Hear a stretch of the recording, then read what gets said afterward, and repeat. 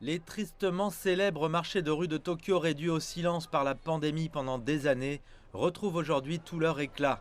Avec l'assouplissement des restrictions relatives à la Covid-19, les visiteurs de toute l'Asie commencent à affluer ici.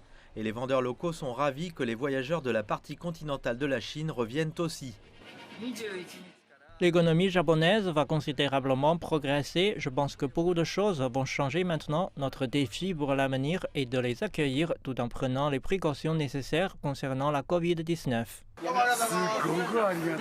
Je suis très content que les touristes reviennent. 85% de nos clients sont des touristes. De nombreux visiteurs viennent enfin après 2 voire 3 ans.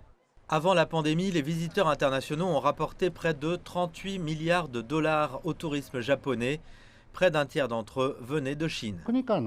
Par rapport aux autres pays, les voyageurs chinois ont une forte tendance à faire leurs achats en électronique au Japon, mais aussi en nourriture et en médicaments.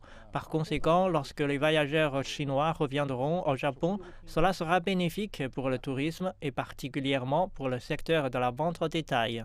Selon les analystes, la reprise économique tant attendue du Japon dépendra du retour des voyageurs chinois et des investissements chinois.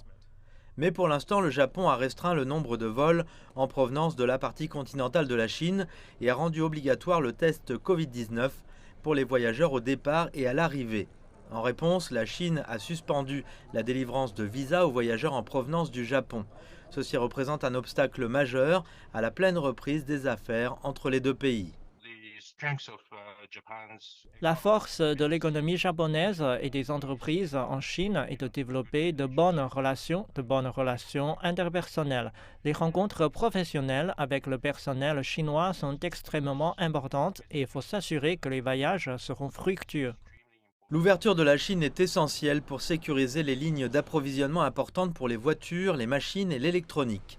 Bien qu'il reste encore des défis à relever pour une circulation libre et ouverte entre la Chine et le Japon.